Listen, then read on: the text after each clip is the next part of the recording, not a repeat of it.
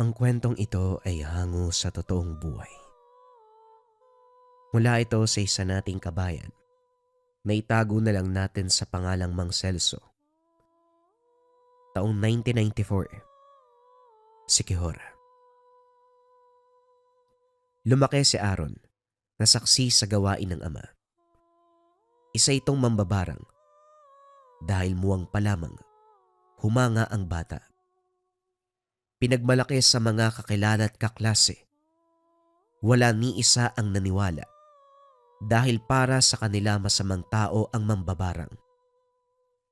Kumpara sa kanya na buong akala'y tama. Hanggang lumipas ang mga taon, patuloy na tinitingala ang ama. Si Mang Celso ang ama ng bata. Maraming nagtiwala rito, lalo na ang mga taong nagnanais na gumante sa kapwa sa maling paraan. Maayos magtrabaho. Hindi binibigo ang mga kliyente, kung kaya't bumabalik at dumarami pa ang lumalapit. Humantong na rin sa punto na napasobra ang pambabarang. Ilang antingero na ang sumita, pero inaayos niya sa mahinaong usapan. Subalit titirahin sa lihim na paraan ang mga ito. Mababalitaang na maalam pagkatapos ang pagharap. Subalit walang naghihinala sa kanya. Magaling magtago ng sariling bakas. Dahil sa kakayahan sa ganitong larangan, patuloy ang paniniwala ni Aaron na kabutihan ang lahat. Hanggang ngayon na nagbinata na ito, walang palya sa pagsusuri. Grabe. Panglimang kliyente mo na ba yun, Tay? Wala ka talagang kupas. Ilang taon mo nang ginagawa, pero habang tumatagal lalo kayong humuhusay, dumarami pa ang nagtitiwala. Oh, pati palalata na puno na ng pera. Nagmahal po ba kayo ng singil? Tanong ni Aaron. Ikaw talaga ang dami mong nasasabi. Hindi ako nagtasang singil. Sila itong masyadong mapagbigay eh. Huwag mo kong busugin ng papuri. Baka lumaki lalo ang ulo ko. Tugon ni Mang Celso. Gusto lang po kitang ipagmalaki, Tay. Para ka kasing Diyos eh. Lahat ng hilingin ng kliyente, para sa kalaban nila nangyayari. Ginawa mo ng walang kahirap-hirap. Mas mabilis pa ang tugon kaysa dasal. Balang araw, gusto kong ako ang susunod sa yapak nyo. Huwag kang mag-alala dahil dyan ka rin papunta anak. Tayong dalawa lang sa pamilyang ito, kaya ikaw ang susunod sa akin. Hindi ako papayag na hindi. Natuwa si Mang Celso. Noon pa man nakikita na ang kagustuhan ng anak na sumunod sa kanyang yapak. Hindi pa nga lang sinimula ng pagsasanay dahil masyado pang muwang ang pag-iisip ni Aaron para sa ganitong larangan. Hinayaan niya itong manood at magmasid. Pagsapit ng gabi may dumating na kliyente. Kagad pumwesto si Aaron para makita ang gagawin ng ama. Tahimik na nakinig sa pag-uusap. Mang Celso, akala ko tapos na ang problema sa asawa ko. Hindi pa pala. Hihingi uli ako ng tulong sa'yo. Nanlalaki uli siya eh. Kung ang una niyang kabet ay ginawa mong lantang gulay ang ari, ngayon naman, siguraduhin mong mamamaga ang buong katawan. Bigyan mo rin ng sakit na ikakamatay ka agad. Wika ni Berto. Walang problema, pero alam mo naman ang presyon natin, hindi ba? Marami kang gustong ipagawa, kaya may kamahalan din ang bayad. Alam mo ang kalakaran ko pagdating dito. Oo naman, kaya nga naghanda ako eh. Saka sakto lang yan. Pwede mong bilangin at kapag kulang, sabihin mo sa akin. Wika ni Mang Berto pagkatapos maglatag ng supot na pinaglagyan ng barya. Napangiti si Mang Celso. Kahit barya lamang ay aabot din sa malaking halaga. Kagad itong itinabi at nagpatuloy sa usapan. Nang magkasundo, umalis si Berto. Nagtungo naman sa tagong silid ang mambabarang para simulan ang orasyon. Mahabang ritual ang nasaksiyan ni Aaron. Mulat ang mga mata na nanonood, lalo na nang dumako sa puntong gagamit ng manika ang ama. Bawat tusok ng karayom sa partikular na bahagi ay siya ring pagngiti ng binata. Nakakaramdam ng saya sa tuwing makakakita ng ganitong eksena, lalong-lalo na kung maglalabas ng likido sa parteng iyon, na ang ibig sabihin ay tumalab sa biktima ang orasyon. Katagalan, natagpuan ng binata ang sariling lumalaki ang kagustuhan na matuto upang siya naman ang gumawa nito ng aktwal. Pagkatapos ng ritual, kagad sinabihan ang ama tungkol sa naisip. Humindi si Mang Celso. Hindi pa buo ang tiwala na magagawa ni Aaron ng tama. Alam niyang bugso lamang ng damdamin ang nararamdaman nito, hindi determinasyon. Kampon siya ng kaliwa, pero marunong ding tumingin sa taong tuturuan. Kapag hindi pa handa, hindi magbabahagi ng kaalaman. Sa kabilang banda, hindi matanggap ni Aaron ang paghindi ng ama. Gusto nang matuto dahil para sa kanya ay handa na siya. Dahil dito, nagkusang gumawa ng paraan. Sa sandaling tulog si Mang Celso, palihim na pumuslit. Kukuhain ng libreta at kokopyahin ng bawat nakasulat. Babalik sa kwarto at doon sasauluhin. Nagsanay na nagsanay hanggang sa naging tama ang pagbigkas. Nang makabisado ang lahat ng orasyon, tinutukan ang aktwal na proseso ng pambabarang. Sa mga sumunod na araw walang palya sa panonood si Aaron. Bawat kliyenteng dumarating ay naroon siya. Bawat gagawing ritual ay saksi. Dito nagduda si Mang Celso dahil mas tutok ang binata kumpara noon.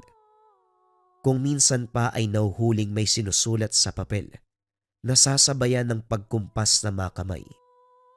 Hindi na lang binigyan ng pansin dahil walang naisip na masama. Lingid sa kaalaman ng ama, meron na itong binabalak. Nang sa tingin ng binata sapat na ang kaalaman, pinuntahan ng mga kaibigan, pinagmayabang. Ayaw maniwala kung kaya't nagamon siya para mapahanga ang mga ito. Ito namang si Aaron, puro pagyayabang. Kakasabi mo lang nung nakaraan na hindi payag ang tatay mo na matuto ka. Tapos ngayon, sasabihin mong may alam ka. Ang galing ah.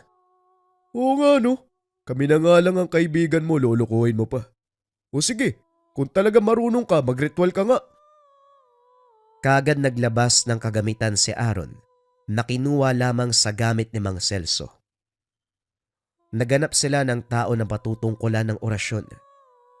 Nasipat nila ang magsasakang si Mang Juan. Mahina na ito. Ugod-ugod. Ito ang naisipang biktimahin. Pumwesto si Aaron.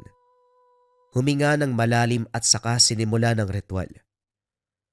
Sa puntong ibinaon ang karayom sa katawan ng manikang dayami, narinig nila ang pagsigaw ni Mang Juan. Sunod-sunod na pagtusok. Sunod-sunod din ang pagdaing. Salip na kaawaan ang sitwasyon, tinawanan pa ito. Patuloy sa ritual si Aaron. Bawat sambit ng orasyon ay siya ring karagdagang pagpapahirap sa matanda. Saktong natapos, humandusay sa taniman si Mang Juan. Hala, pinatay mo yata, Aaron. Nasisiraan ka na ba? Anak ng kalabaw naman oh. Wala sa usapin natin na papatayin mo ah. Magpapakitang gilas ka lang sana pero kapag yan namatay, ikaw talagang ituturo namin. Siya naman talaga eh. Siya ay nagsagawa ng ritual eh. Mga anak ng tipaklong, masyado kayo natataranta, kalmaan nyo lang. Hindi papatay ang matanda. Masyado nang mahina ang katawan niya. Kaya siya bumulagta. Mamaya babangon din yan. O ano, hindi pa ba kayo bilib sa akin? Kamot ulong nag-iwas ng tingin ang mga kaibigan. Hindi alam kung ano isasagot sa kilos ni Aaron. Gayunpaman, para sa binata nagtagumpay siya sa ginawang pag-aaral. Umuwi ito ng tuwang-tuwa. Kaagad ding itinago ang dalang kagamitan. Parang masyado kang maligaya ngayon ha. May kalokohan ba kayong ginawa ano? Kasama mo ba si Garin at Hulo? Ano ba ginawa niyo sa pagkakataong ito? Wika ni Mang Celso sa anak. Nanguha lang po ng manggatay. Sira ulo kasi tong si Hulo eh. Tatakbo na nga lang doon pa sa maraming aso. Kaya ayun, mabilis nakarating sa bahay kasi napatuli ng takbo. Tumango na lamang si Mang Celso. Nakumbinse sa sagot dahil umakma ang kilos ng anak sa sinabi. Kinabukasan maaga pa lang sinalubong si Mang Celso ng kliyente. Si Berto pa rin. Napabuntong hininga. Pinatuloy ito sa tahanan. Kahit kailan, ang husay mo talaga sa ganitong larangan. Ilang araw pa lang ang lumipas magmula nang nag-usap tayo. Pero ayon, sumakabilang buhay na ang kabit ng leche kong asawa. Hindi ko lang din maintindihan dahil ayun siya, may kaharutan na naman. Wala ka bang ipapayo tungkol dito? Natawa si Mang Celso. Hindi inasahan ng narinig. Sa akin ka pa talaga humingi ng payo. Berto, may asawa ba ako? Alam mo magmula noon, kami lang ng anak ko ang narito. Tungkol dyan sa asawa mo, siguro panahon na para malaman mong hindi ka niya mahal. Kasi kung mahal ka niyan, hindi yan maghahanap ng iba. Lalong tumigas ang mukha ni Berto sa galit. Umayos din ng mapagtanto kung sino ang kausap. Kung hindi ka lang mambabarang, binigwasan na kita eh. May papagawa ko. Sa pagkakataong ito, similin ang patayin mo. Napabuntong hininga si Mang Celso. Seryosong napatitig sa kliyente. Marami ka nang pinapapatay sa akin. Hindi kami masyadong magkasundo ni Satanas para pumatay ng pumatay. Kaya hanggang 2 lang ang kaya kong tugunan sa bawat kliyente. Problema niyong mag-asawa yan, kaya mas nararapat niyong pag-usapan. Kung hindi na kayo magkasundo, mas mabuti pang maghiwalay na lang kayo. Mang Celso, hindi madadaan sa usapan ng kakatihan ng babaeng yon. Hintayin lang ako makatulog tapos tatakas para kitain ng lalaki. Tama ba yon, Mang Celso? Babayaran kita. Sasamahan ko pa ng kalabaw at lupa. Berto, tama na. Masyado ka nang nasanay sa patayan. Mambabarang ako pero merong limitasyon. Ikaw rin sana, limitahan mo ang sarili mo sa pag-iisip ng masama. Sa puntong ito tinalikuran ni Mang Celso ang kliyente. Hindi niya kayang baliin ang sariling patakaran para lang sa kikitaing bayad. Sa kabilang banda, nakaisip si Aaron. Dali-daling sinundan si Berto. Berto, narinig ko ang usapan niyo ni tatay. Ayaw kanyang pagbigyan, kawawa ka naman. Pero pwede natin pagkasunduan. Hindi lang naman si tatay ang mambabarang sa tahanan namin. Ako din. Natigilan si Berto. Kalaunan ay natawa sa winika ni Aaron. Ikaw, marunong ka ba sa pambabarang? Hoy, wala ka namang ibang alam kung hindi pagmayabang sa mga kaibigan mo na mahusay si Mang Celso sa larangang ito. Maniniwala pa ako riyan pero kung sasabihin mong marunong ka, mambabarang ka rin. Mabuti pang umuwi ka tapos matulog. Resulta lang yan ang puyat mo. Hoy, wag mo kong tawanan. Seryoso ko. Kung gusto mong matahimik ang asawa mo sa kakahanap ng lalaking ipapalit sa'yo, akin na ang bayad. Ako na mismo ang gagawa niyan. Lakas ng tama nito nakainom ka ba? Tatawagin ko nga ang tatay mo parang sinasapian ka eh. Kung ano-ano ang sinasabi mo,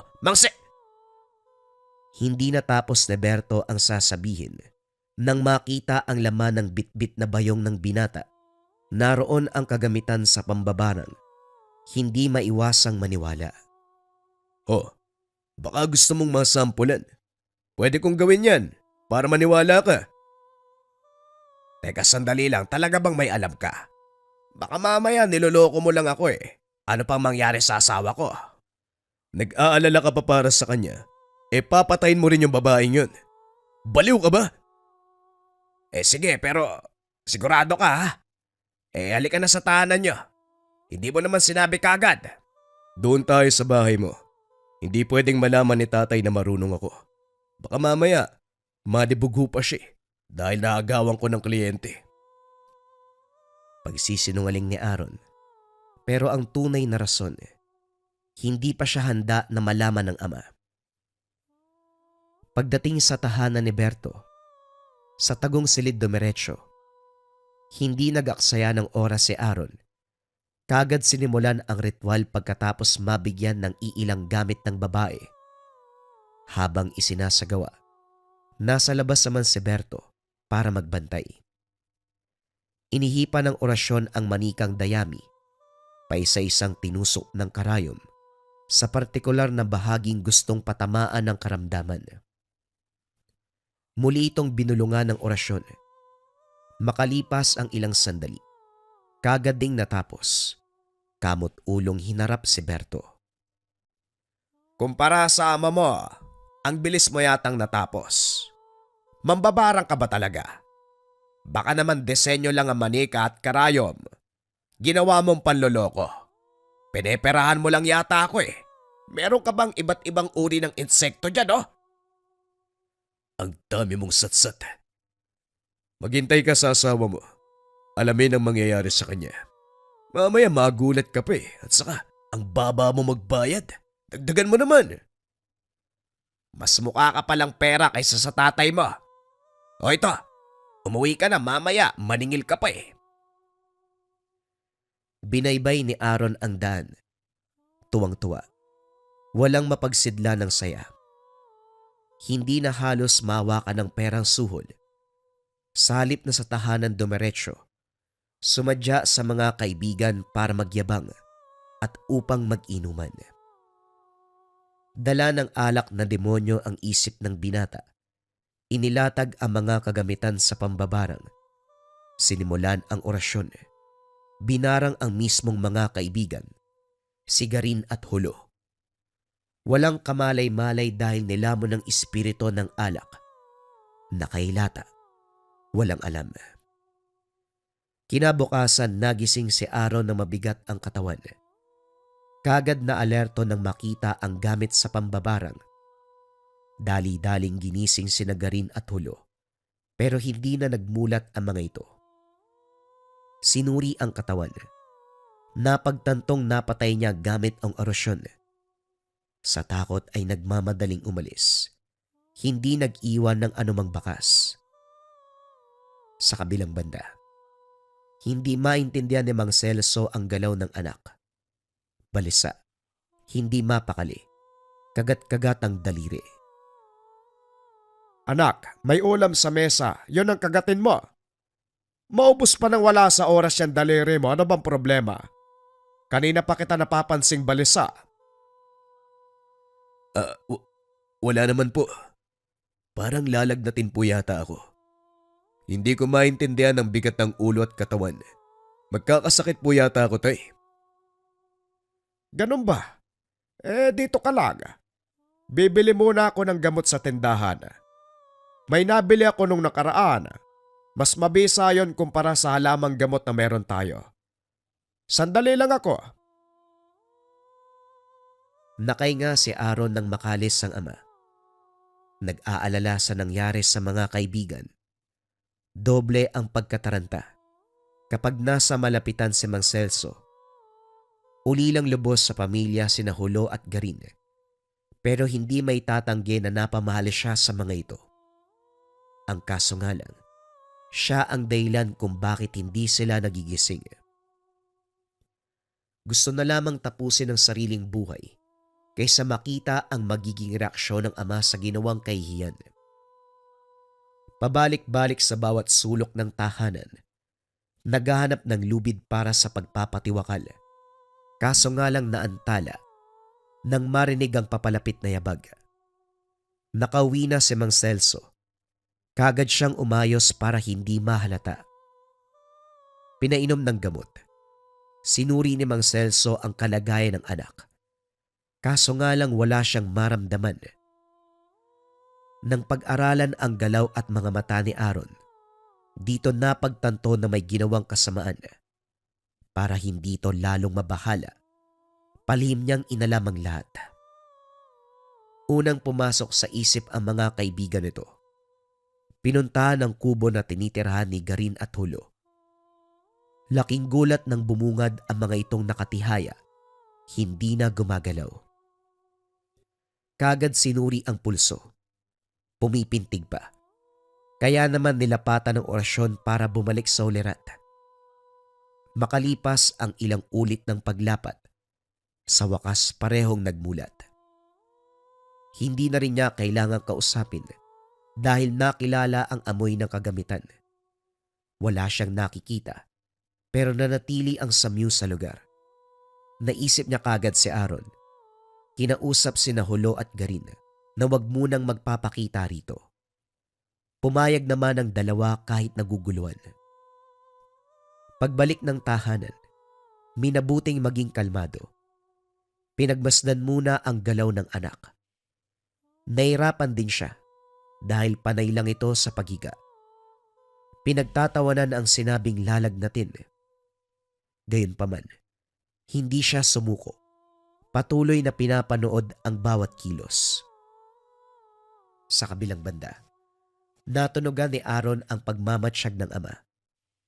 Naging kalkulado ng binata ang kilos para hindi ito maghinala.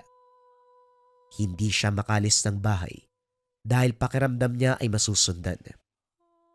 Mabuti na lamang may kliyenteng dumating kaya pansamantalang nabaling sa iba ang atensyon.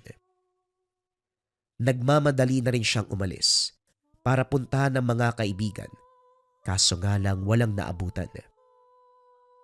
Dito lalong kinabahan si Aaron.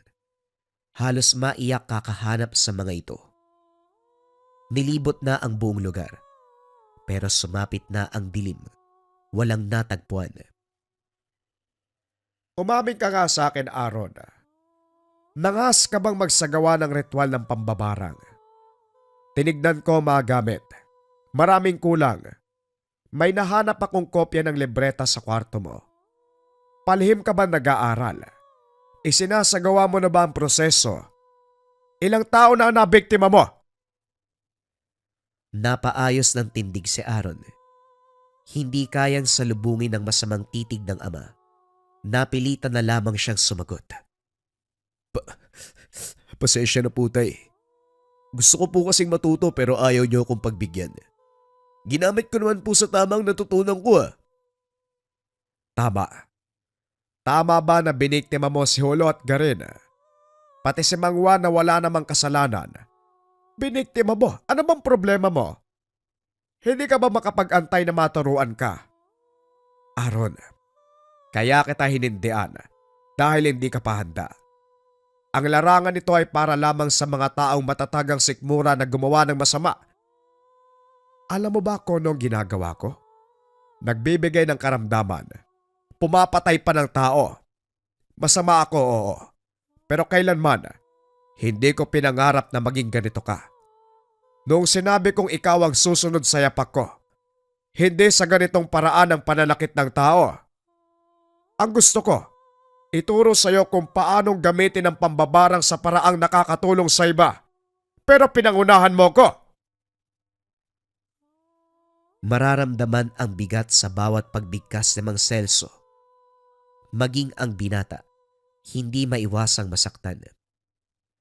Namayani ang mahabang katahimikan. Nagsalita muli si Mang Celso, makalipas ang ilang sandali. Masyado kang nilamon sa kagustuhan mong magkaroon ng kakayahan. Anak, hindi basta-bastang gawain ito na kapag nagkamali ka pwede pang itama.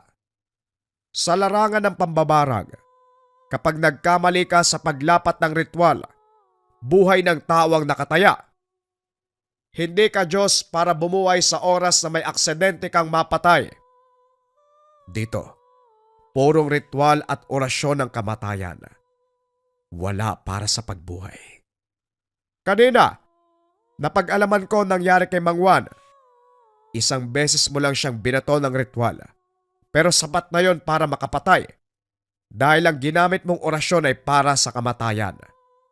Sa mga kaibigan mo, si Olo at Garin, sa tingin mo, anong orasyon ang nilapat mo sa kanila? Hindi nakasagot si Aaron. Panay lamang ang panginig. Walang ideya kung ano ang nangyari sa mga kaibigan dahil hindi naabutan noong bumalik. Hinayaan ni Mang Celso na mag-isip ang binata. Binigyan ng oras para mapagtanto ang ginawa. Samantala, binalikan ni Mang Celso si Olo at Garin para alisin ang nakakapit pang sumpa sa katawan. Nagsimula ng kumilos ang insektong nasa loob ng katawan. Unti-unting sinisira ang lamang loob. Nanghihina na rin ang mga binata. Sa kabutiang palad nagawa namang iligtas ang dalawa pagkatapos ang mahabang proseso. Ang akala ni Mang Celso, dito nagtatapos ang maling gawain ng anak. Yun pala ay meron pa. Hindi makapaniwala nang makausap si Berto. Nadulas ito sa pagkwento at binanggit ang ginawa ni Aaron sa asawa nito. Walang pasabing umuwi. Kinompronta ang anak. Umamin ka sa akin, Aaron. Ilang tao na ang biniktima mo? Magsalita ka! Tay, 4 po. Si Olo at Garin, si Mang Juan, at yung asawa ni Berto. Alam mo ba kung ano ang ginawa mo sa asawa ni Berto? Ha? Sumagot ka! Labis na takot ang naramdaman ni Aaron. Ito ang unang pagkakataon na makita na ganito ang ama. Lumuhod ang binata. Nagsusumamo sa paghingi ng tawad, pero masyadong nangibabaw ang galit ni Mang Celso. Hindi inasahang na pagbuhatan ng kamay. Sapo ni Aaron ang dugo ang bibig. Ang buong akala ko, napalaki kitang masunurin at hindi pasaway. Kung sabagay, masamang tao ako, kaya hindi nakakapagtaka na ganito ang kahihinatnan mo. Naupo si Mang Celso sa tabi. Nasa malayo ang tingin. Aminadong maling daan ang tinahak, pero kailanman hindi naisip na maging masama ang anak. Noon pa man natutuwa siya sa tuwing makikita itong nanonood, pero hindi ganitong klase ng larangan ang gustong ipamana sa anak. Binalak niyang turuan, pero sa parte kung saan makakatulong sa kapwa. Kontray ng kasamaan ng barang, hindi lalong papalalain. Ayaw niyang danasin ni Aaron ng paghihirap sa tuwing uusigin ng konsensya dahil sa ginawa sa mga biktima. Subalit huli na siya. Natuto na ang binata ng hindi namamalayan. Lumipas sa mga oras, hindi kinibo ni Mang Celso ang anak. Hindi na rin siya tumanggap pa ng kliyente pagkatapos mapagtanto ang nangyari. Pero sa kasamaang palad, maling biktima ang dinali ni Aaron dahil ang asawa ni Berto ay may kamag-anak na albularyo. Nalaman ang kinamatay nito kung kaya't binalik ang sumpa sa binata. Makaraan ng ilan pang mga araw, nagulat na lamang si Aaron dahil parang may gumagalaw sa kanyang loob ng katawan. Hindi masyadong pinansin sa pag-aakalang gawa lamang ito ng hindi natunawan. Dala-dala ang kondisyon. Minsan napapahinto sa paglalakad dahil biglang sumasakit ang tiyan. May gabing nagigising dahil namimilipit.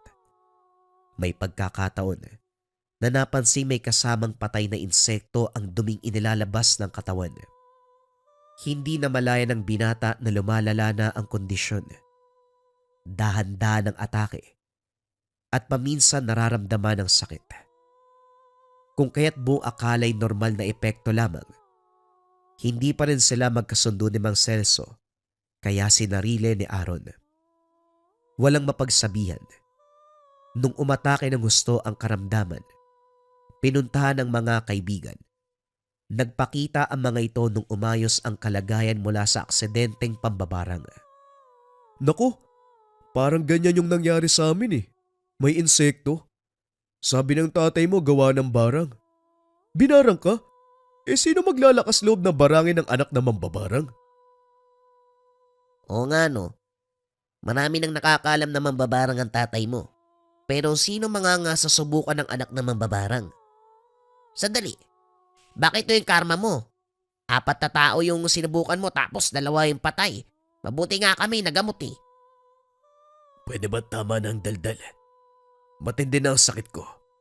Parang kinakain yung bituka ko. Teka, ang sakit! Nanlaki ang mga mata ni Aaron nang makapa ang ilong.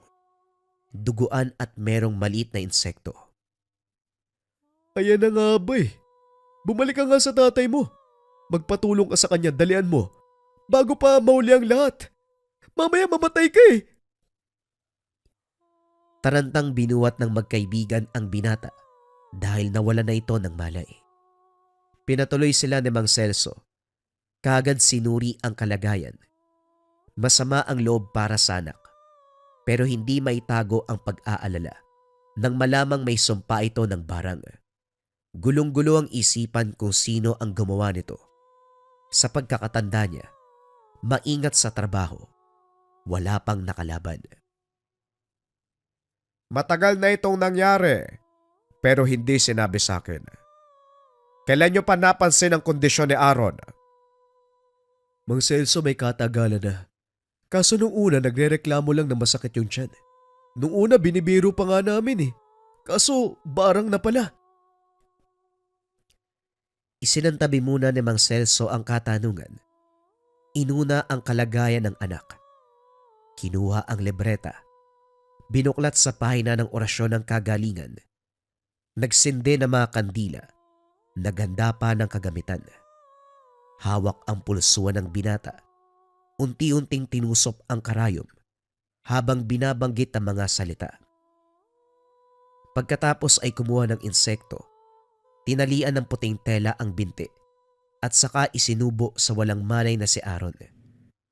Sa gabay ng orasyon, dahan-dahang bumaba sa ikabutura ng binata ang insekto. Nanatili ito sa loob ng ilang oras. Unti-unting hinigop ang sumpa ng pambabarang. Ang insekto roon ay may karga. Dahan-dahang namamatay. Pagkatapos ito gumapang palabas ng bibig. Nakahinga si Mang Celso nang makitang nagkulay pula ang tali. Ibig sabihin nakuha nito ang lahat ng sumpa sa katawan. Ikinulong ang insekto sa garapon. Inantay ko mag-iiba ang kulay ng tali. Makaraan ang ilang sandali. Unti-unting nagkulay itim. Ibig sabihin na kontra na ang sumpa. Ito ngayon ang magdudusa upang hindi maibalik uli. Winasak ni Mang Celso ang gabay ng hangin para hindi na matunto ng anumang ritual ang kinalalagyan ni Aaron. Nang magtagumpay, doon lamang siya nakampante. Tumagal pa ito ng ilang oras bago natauan. Pagkagising nito wala nang maalala. Isinara ni Mang Celso ang alaala para hindi na mabalikan ang ginawang kasamaan. Ipinagpalagay na dulot lamang ng pagnanais na magkaroon ng kakayahan sa isang bagay. Mali ito sa paningin ng ama, kung kaya't sinamantala ang pagkakataon na makalimutan ng anak. Maging si Olo at Garin, nagtataka sa pagbabago ng binata. Hindi na lang sila nag-usisa dahil natatakot kay Mang Celso. Buwat ng nangyari, binago ng mambabarang ang sariling buhay. Kung dati kampante sa pagiging mambabarang at tanggap na ito ang magiging kapalaran, ngayon ay tinalikuran alang-alang sa iisang anak. Natuto ito sa nangyari kay Aaron, sa sobrang tutok sa larangan, sa sobrang kampante, hindi maabsorba ang maling gawain. Nanonood lamang ito Ngunit inaaral na pala ang pamamaraan na nagresulta sa malaking perwisyo. Kamuntikan niyang mapatay ang sarili dahil ibinalik sa kanya ang sumpa ng barang. Ang susunod na kwento ay bagong istorya pa rin mga kabayan. Ito ay tungkol sa tagapagbantay ng dalampasigan. Simulan na ang storya. Ang kwentong ito ay hango sa totoong buhay. Mula ito sa isa nating kabayan na itago na lang natin sa pangalang Ramon. Taong 1980. Romblon. Noong dekada 80, bago pa man magkaroon ng kuryente sa mga liblib na baryo ng Romblon, may isang lugar na tila iniwanan ng panahon. Ang baryo ng Kalangtew. Napapalibutan ng matataas na puno ng nyog, maliliit na kubo, at isang mahabang dalampasigan na humahalik sa kulay asul na dagat. Dito naninirahan si Aling Maria, isang matandang babae, kilala sa baryo bilang tahimik, matipid magsalita, misteryoso. Hindi katulad ng ibang matatanda sa baryo na madalas nag-uusap sa tindahan ni Aling Bembang tuwing hapon. Sa halip si Aling Maria, palaging mag-isa. Walang asawa, wala ring anak. May iilang tsismis na dati raw siyang mananahi sa Maynila o kaya isang tagapag-alaga ng matandang mayaman, ngunit walang nakapagpatunay. Sa tuwing papalubog ang araw, makikita siya sa harap ng bahay. Nakaupo sa duyang gawa sa lambat. Hawak ang isang makapal, itim, at basang aklat na tila galing pa sa ilalim ng dagat. Isang hapon ng tag-araw, habang ang mga bata ay naghahabulan sa tabing dagat at ang mga matatanda ay abala sa paglalako ng tuyong isda. Isang batang lalaki na ang pangalan ay Ramon ang napadaan sa tapat ng bahay ni Aling Maria. Mapanghas, mausisa si Ramon. Tulad ng karamihan sa mga batang lalaki nung panahon na iyon. Kalbo, walang tsinelas, may kahoy na tirador sa bewang. Napatingin siya sa matanda. Aling Maria, ano po yung binabasa niyo araw-araw? Basang libro po ba yan? Hindi kagad sumagot si Aling Maria. Itiniklop niya ang aklat at saka marahang tumayo.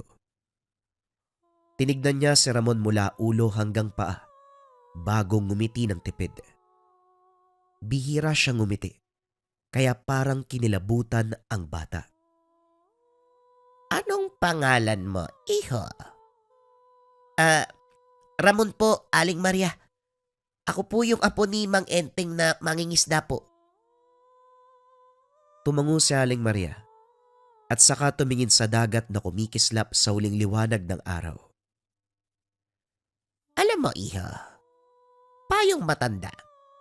May mga bagay na mas mabuting hindi mo na tinatanong. Napakunot ang noo ni Ramon. Ngunit tumango. Tumakbo pabalik sa mga kalaro. Habang papalayo siya, muli siyang napalingon at nakita ang matanda na muling bumubuklat ng aklat. Ang pahina nito ay tila kumikinang sa sikat ng araw at may mga simbolo na hindi niya mawari.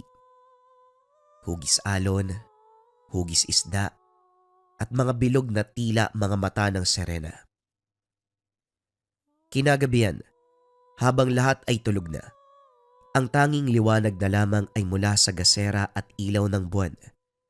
Bumaba si Aling Maria sa dalampasigan. Suot ang lumang saya, bitbit ang aklat. Lumuhod siya sa buhangin. Ang tubig ay umaabot sa kanyang tuhod hanggang nilatag niya ang aklat sa harapan ng alon.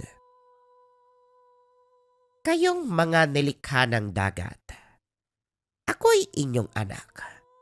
Ibalik niyo ang katahimikan sa lupain ito. Ilihim ang aklat sa mata ng tao. Biglang umampas ang alon ng mas malakas kaysa sa karaniwan. Kumislap ang tinta sa aklat. Mula sa gitna ng dagat ay may lumitaw na hugis anino. Malaki, madilim, at may hugis tao ngunit may buntot na parang isda. Sinarado ni Aling Maria ang aklat. Hinalikan nito bago tumalikod. Hindi siya natakot. Sanay na sa ganitong tagpo. Ito na ang kanyang papel sa loob ng maraming taon. Maging tagapag-ingat ng lihim na aklat ng alon.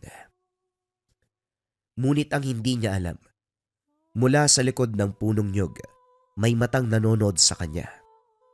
Si Ramon. Dala ang tirador at isang maliit na lamparang degas. Nakasilip sa mga dahon. Nanginginig siya sa nakita pero hindi umalis. Anong klaseng aklat yun? At saka, ano yung anino? Kinabukasan, bumalik si Ramon sa bahay ni Aling Maria. Katulad ng dati, naroon ang matanda.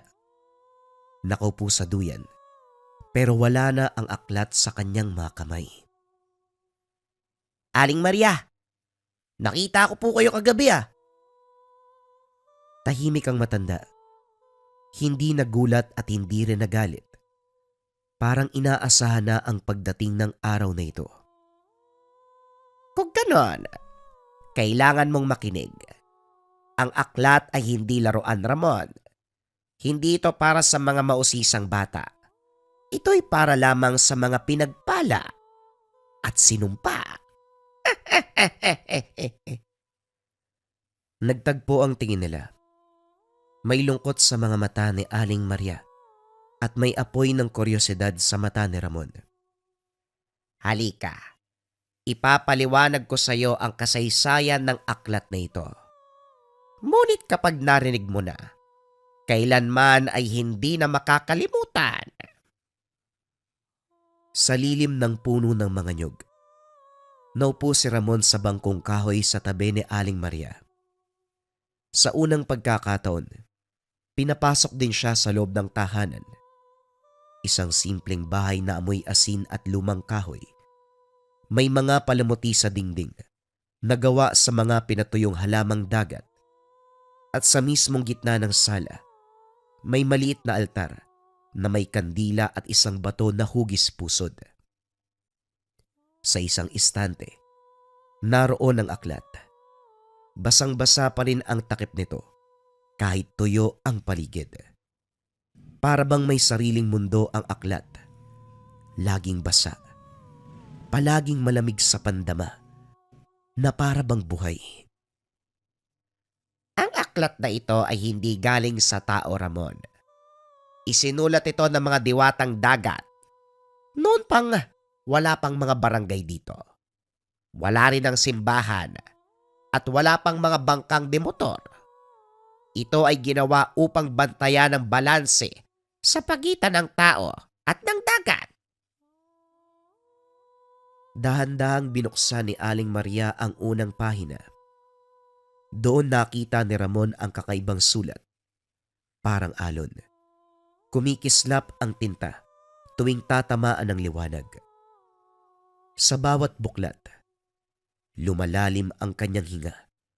Para bang hinihigop ng aklat ang kanyang kamalayan. Noong kabataan ko tulad mo, mausisa rin ako. Anak ako ng mangingisda. Araw-araw, sumasama ako sa ama ko sa laot. Hanggang dumating ang isang pagkakataon. May natagpuan kaming bangka na walang laman, kundi isang batang babae. Buhay! Nangawakan ko siya.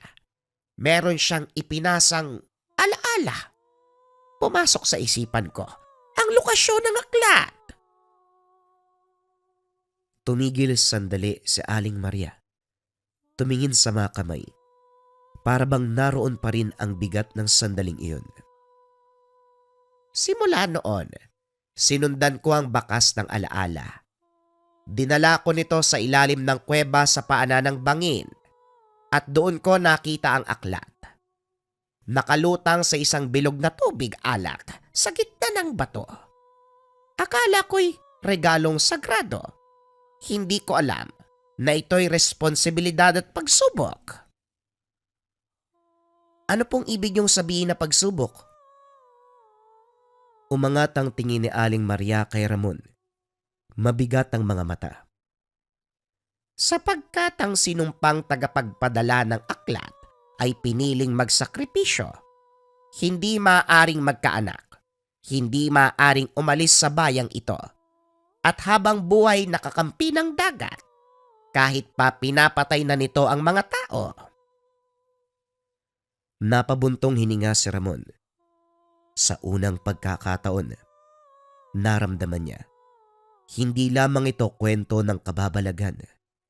Isa itong kwento ng pagkalugmok, pagkalimot sa sarili, pagtalima sa isang bagay na higit pa sa tao, ang kapangyarihan ng kalikasan.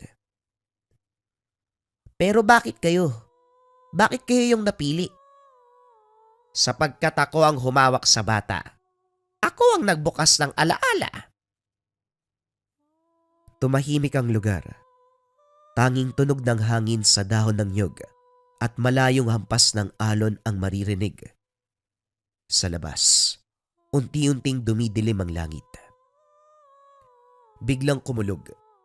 Dumagungdong ang langit na parabang galit. Napasilip si Ramon sa bintana. Nakita ang alon na nagbistulang lumakas. Wala pang ulan, ngunit ang dagat ay tila umiiyak.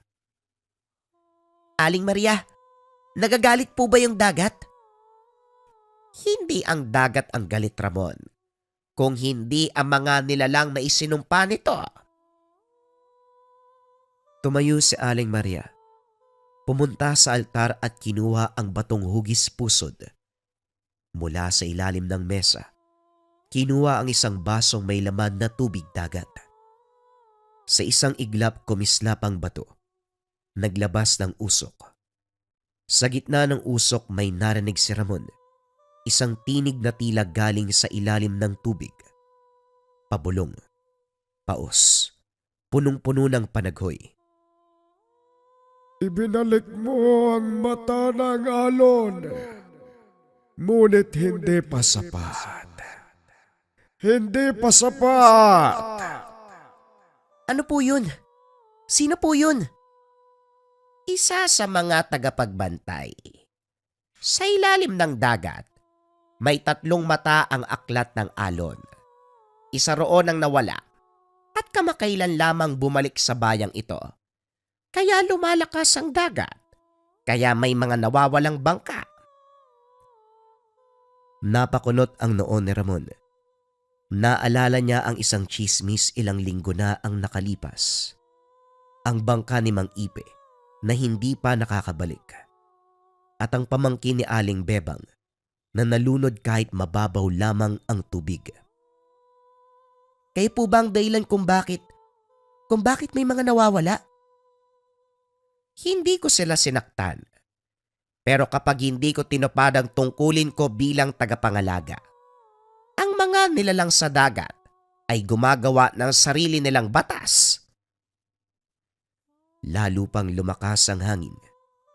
Napapikit si Aling Maria habang maigpit na yakap ang aklat. Si Ramon ay hindi na makagalaw sa kinakatayuan. Parang may bahid ng takot na pilit na nilalabanan. Ngunit sa kabila ng lahat, isang tanong ang pumasok sa isipan.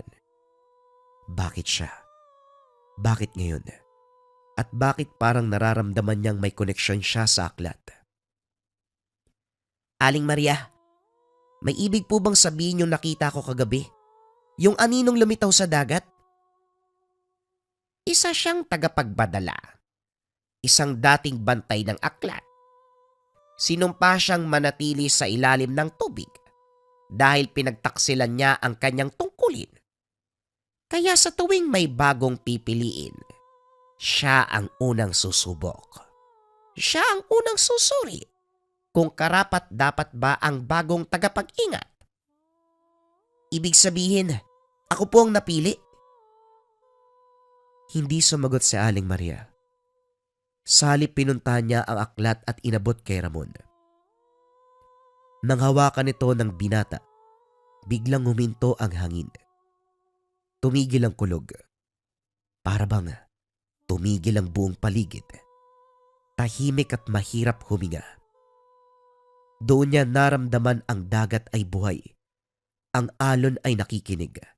At ang aklat ay gumagalaw. Humigpit ang hawak ni Ramon sa aklat. Ang kanyang mga palad ay nanginginig. Hindi dahil sa takot, kundi dahil sa damdaming hindi maipaliwanag na para bang may humahatak sa kanya mula sa loob. Isang alon na unti-unting hinuhugot ang kamalayan paalis sa kanyang pagkabata. Itinutulak papunta sa isang papel na hindi niya hiniling. Sa unang pagkakataon sa kanyang buhay, naramdaman na hindi siya normal na tao. Tumayo si Aling Maria, dahan-dahang lumapit sa bintana. Tinignan ang dagat. Ngayon ay kalmado na. Tahimik.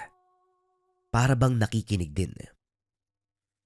Ramon, may mga panahon sa kasaysayan ng ating lahi na kailangan nating sumaway sa kagustuhan ng ating puso para sundin ang tawag ng likas na lakas.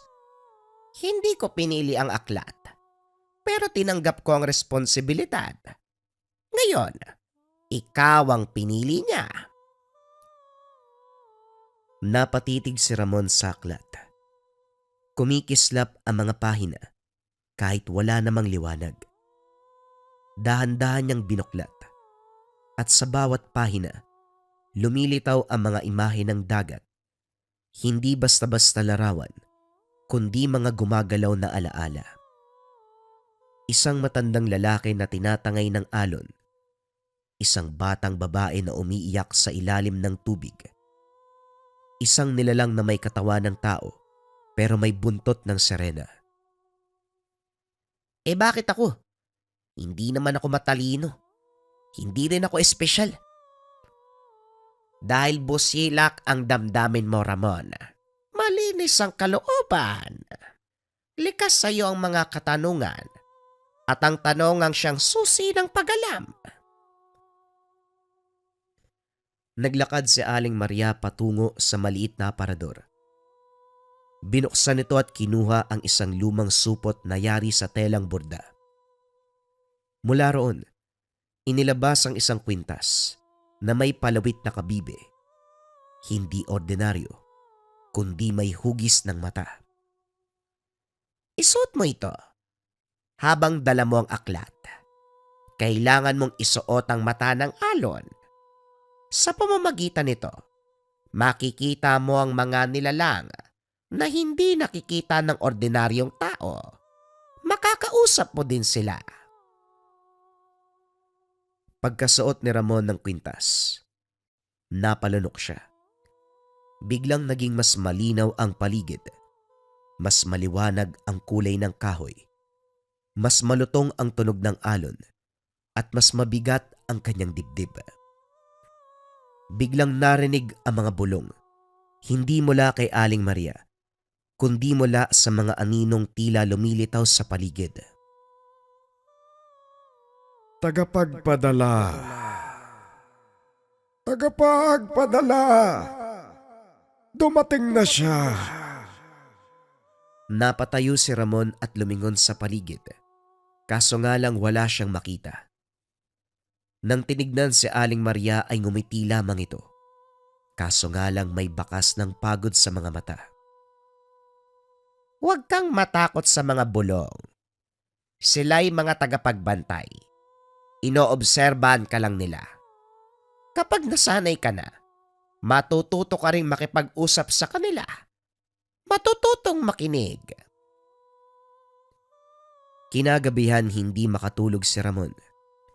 Sa halip ay palihim siyang bumaba sa bahay ni Aling Maria. Dala niya ang aklat. Naglakad patungo sa dalampasigan. Hindi niya alam kung bakit siya naroon, pero parang hinihila siya ng tubig. Pagdating sa buhanginan, Lumuhod siya at binuksan ang aklat sa mismong harapan ng alon. Biglang lumamig ang hangin. Ang buwan ay nagliwanag at mula sa ilalim ng tubig, muling lumitaw ang aninong nakita niya roon. Ngunit ngayon ay mas malinaw na ito. Isang lalaki na may mahabang buhok, balat na tila bato, mga matang parang salamin ng buwan. Sa kanyang likod ay may palikpik. Isang nilalang ng dagat, hindi ganap na tao at hindi ring ganap na hayop. Ikaw ba ang bagong tagapagpadala? Hindi ko alam, pero hawak ko ang aklat. Kung gayon, ikaw ang susubok. Ikaw ang may hawak ng aklat. Ikaw ang gagawa ng pagpapasya. Ang dagat ba ay ililigtas o ibabalik sa galit? Tumindig ang balahibo ni Ramon. Hindi pa gaanong buo ang kaisipan sa paghusga sa pagitan ng kabutihan at kasamaan. Ngunit narito siya. Kaharap ang nilalang ng kailaliman. Hawak ang aklat ng 100 henerasyon at kailangan niyang mamili. Bakit kayo galit? Ano bang nagawa ng mga tao? Ang dagat ay nagbibigay, pero kinakalimutan siya. Tinatapunan ng mga masasamang bagay. Sinisira ang bahay ng mga nilalang.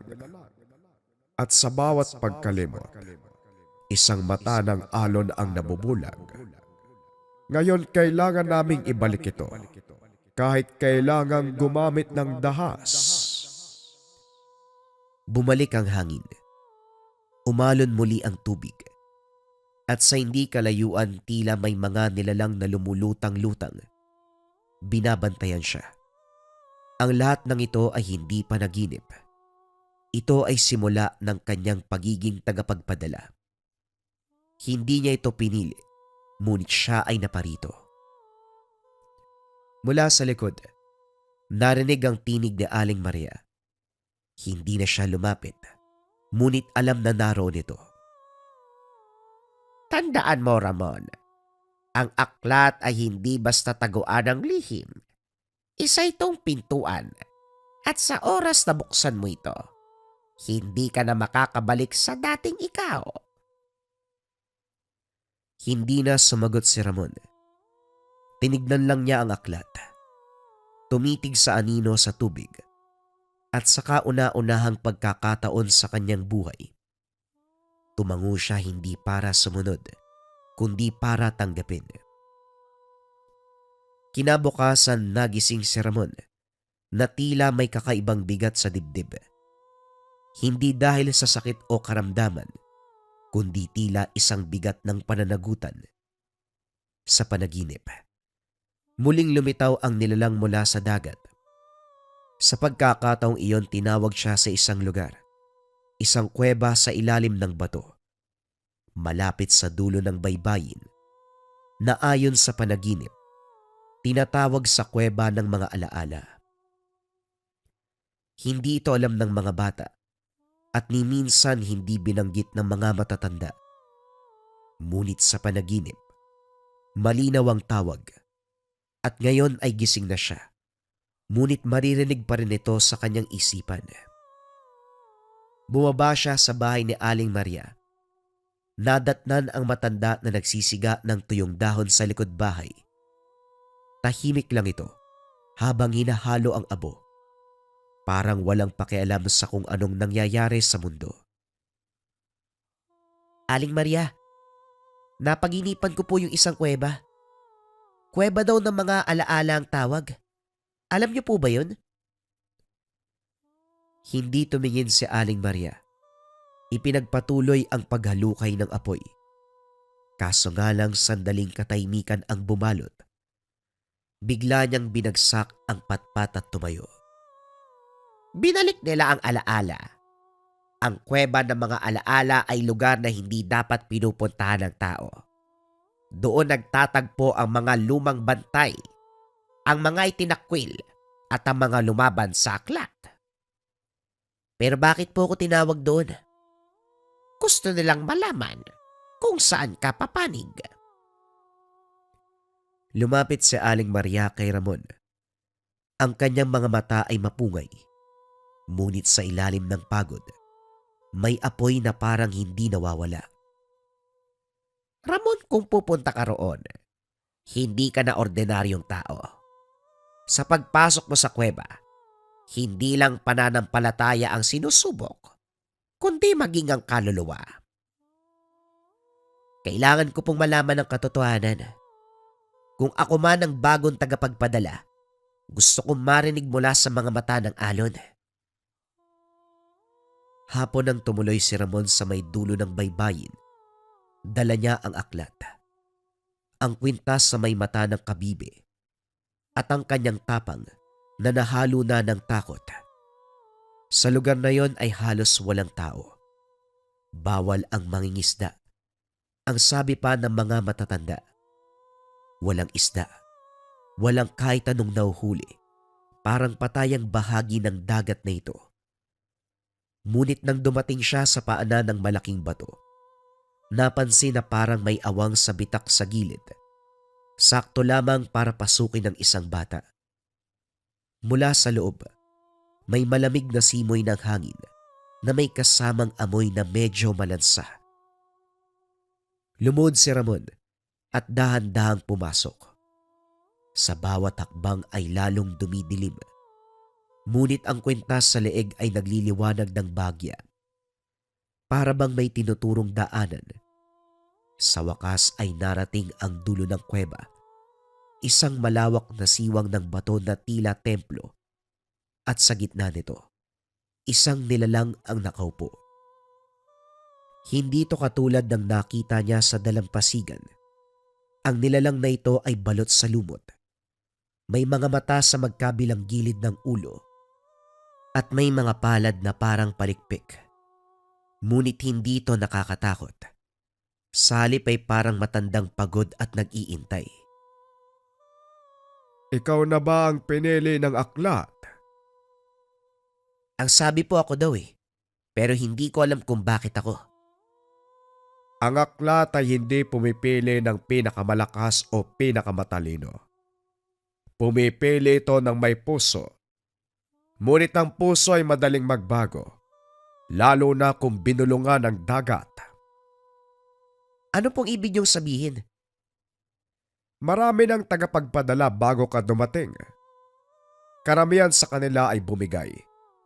Ginamit ang aklat sa pansariling kapangyarihan. Kaya ngayon magulo ang balanse.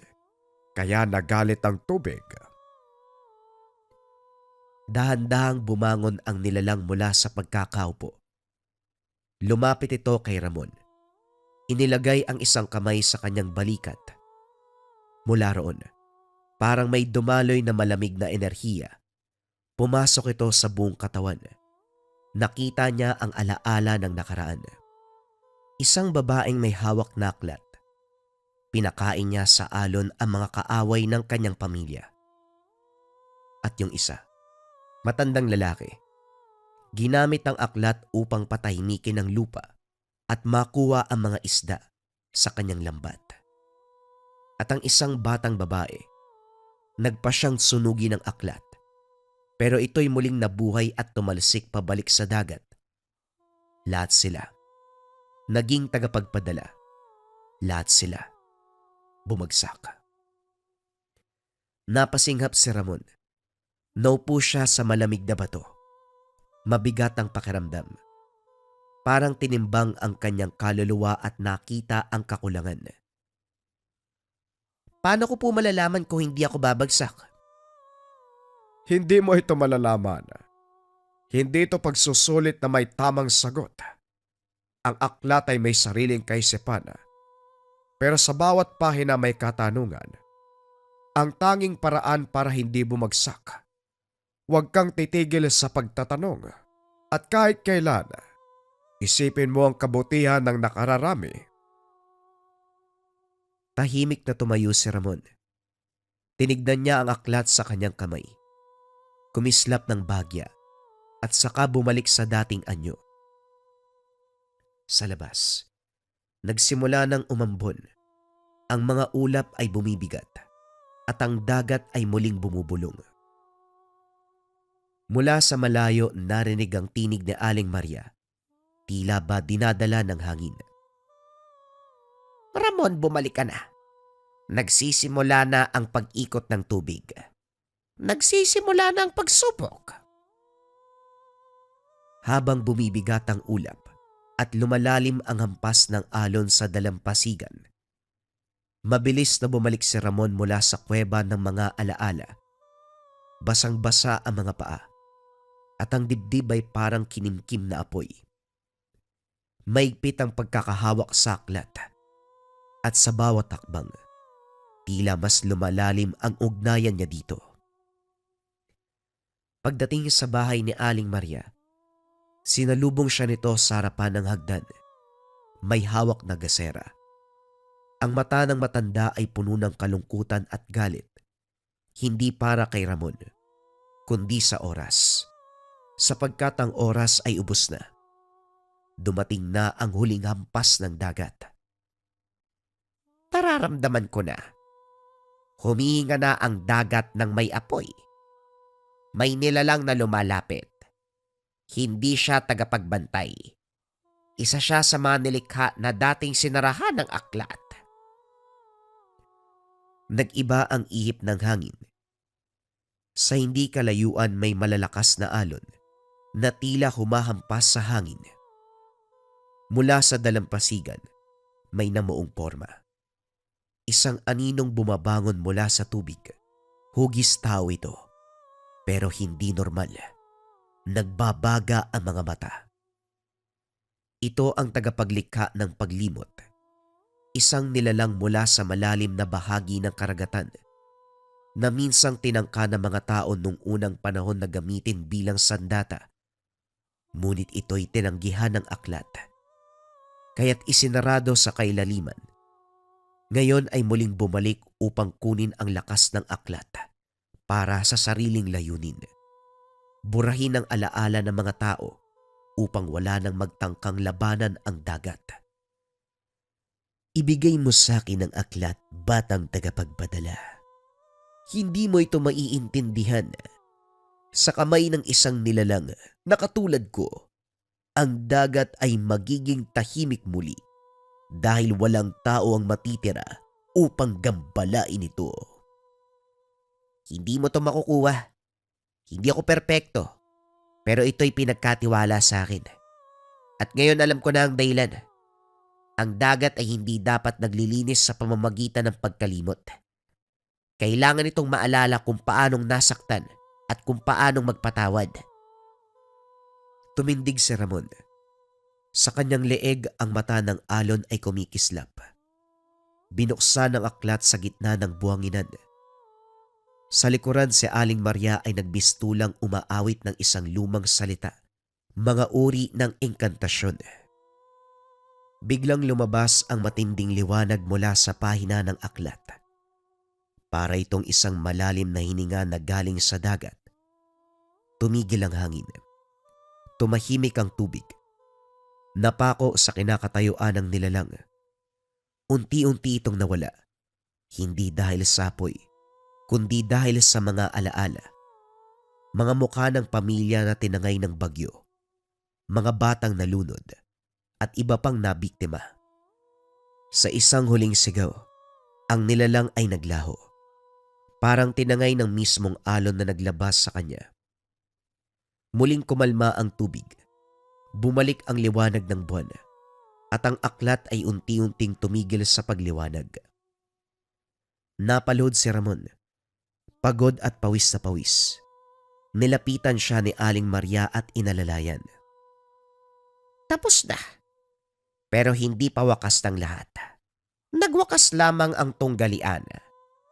Ang aklat ay hindi na muli pang gagamitin sa panggugulo. Sa wakas, muli nang maririnig ang katahimikan ng dagat. Ano po mangyayari sa akin ngayon? Ikaw ang bagong tagapagbantay. Hindi ka na normal na tao. Ang aklat ay panghahawakan mo hanggang sa muling dumating ang susunod sa iyo. Magmula noon, Nagbago ang buhay ni Ramon. Hindi na umalis sa baryo. Ngunit tuwing gabi, maririnig na nakaupo sa may buhangin, kaharap ang dagat, hawak ang aklat. Minsan binabasa, minsan dinadasalan. Ang mga maing isda ay unti-unting bumalik sa laot. Ang mga isda ay muling nagparamdam. Si Aling Maria ay inabot na ng dapit hapon ng buhay. Muling nakaupo sa kanyang duyan. Tinignan niya si Ramon at ngumiti.